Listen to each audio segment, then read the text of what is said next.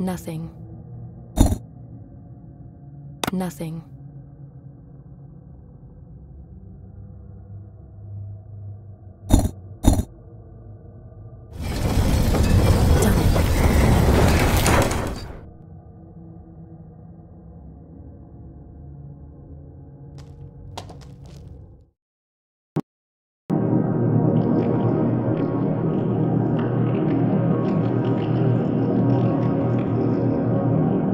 Professor! Those damn creatures.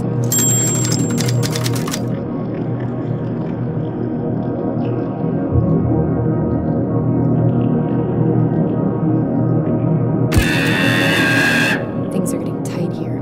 The battery's almost empty. Herr Professor! Professor Hartman, can you hear me? He's obviously in some considerable pain. I'm not going to be able to move him until those wounds are patched up and he's feeling better.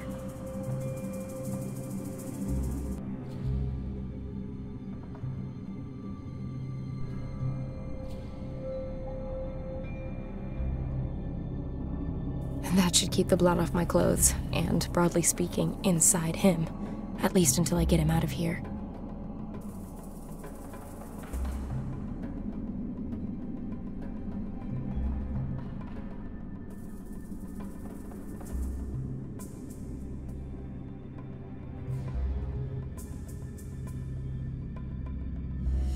Here, get these down, you prof. That will have to do until we get back to the mission. Don't worry, Professor. I'll get us out of here.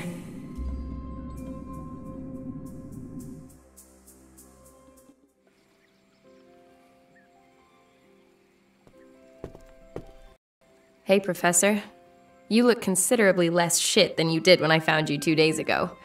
Welcome back to the land of the living. Thank you for the expressive compliment. The sisters have looked after us quite devotedly. And of course, my deepest thanks to you for your getting me out of there, Miss... Peters. Sam Peters.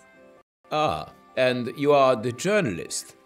Please forgive me for setting off without you, but the situation left me with no other choice. Forgiven and forgotten. If you give me the story as promised. Of course. So you have a few minutes for me then? Take a long look at me. Do I look like I've got anything else planned? I'm just not entirely sure that I'll be able to give you all of the answers. Let's find out. You want to know what the asанбосамах are?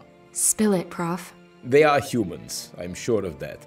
Did you see the wall paintings in the caves? Yeah.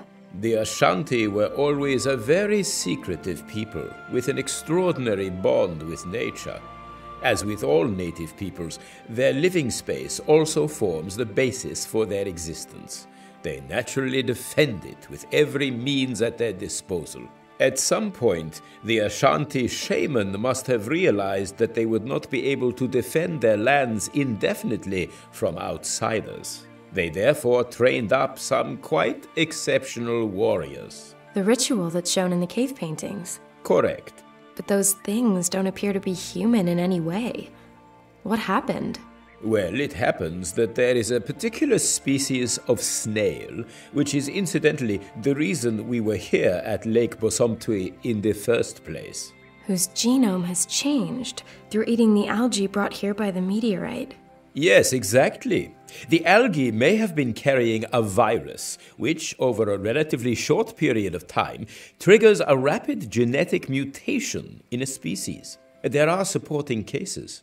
On the Indonesian island of Flores, they found the fossilized remains of a very small but adult human who was a genetic successor to Homo erectus. All evidence suggests this subspecies of dwarves evolved in only a few generations as a result of their isolated environment and in response to the narrow, low-ceilinged cave systems of the region. An unbelievable evolutionary step. Relative to conventional evolution, this process really did take place at the speed of light. As with the asambosam. Possibly. Perhaps, as with the snail and the algae, The virus is the explanatory factor across all these examples. How far does this go? Perhaps the shaman knew that the algae possessed some form of mutational capability and raised his warriors on it. The terrifying result you've witnessed firsthand. Then these warriors are designed with the sole purpose of keeping outsiders like us away. That is my interpretation, yes. And what about this disease they carry? That, alas, is one of the questions I cannot currently answer. The asanbosam themselves appear to be immune to it. Perhaps it's a further defense mechanism. Do you think that they killed anyone? No, at least not directly. The evidence so far suggests they were designed to keep potential aggressors at bay, not to actively eliminate them. So what now? As snail research goes, Professor, this story is more sensational than most. That may well be the case. But?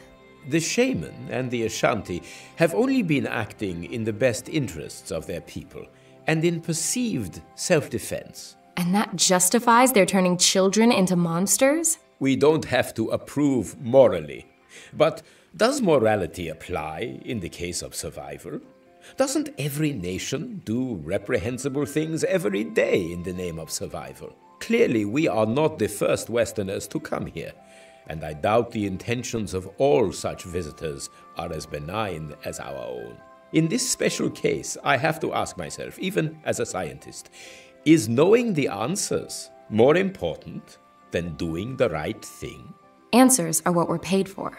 Then I hope never to see the day that we run out of questions. Do what you think is right. So, I have to make a decision. Should I go ahead and publish the story? I simply didn't have the heart. May a cloak of silence remain forever over the existence of the asambosam. Freedom really is so much more important than anything else. Talking of freedom, that's something I can also enjoy limitlessly, though sadly not on my little sailboat. When I got back to Hamburg without a single line of copy, my editor flipped and bounced me back onto the street. Whether or not he managed to get over the small heart attack that followed, I'm afraid I don't know. And frankly, I don't give a damn. It's time for me to drop by on Max in Berlin again. Perhaps he'll finally even introduce me to his beloved Nina. From the way he went on about her in Indonesia, I don't think they'll be apart for too long. And maybe he'll have a fabulously lucrative job for me and get that sailboat back on track.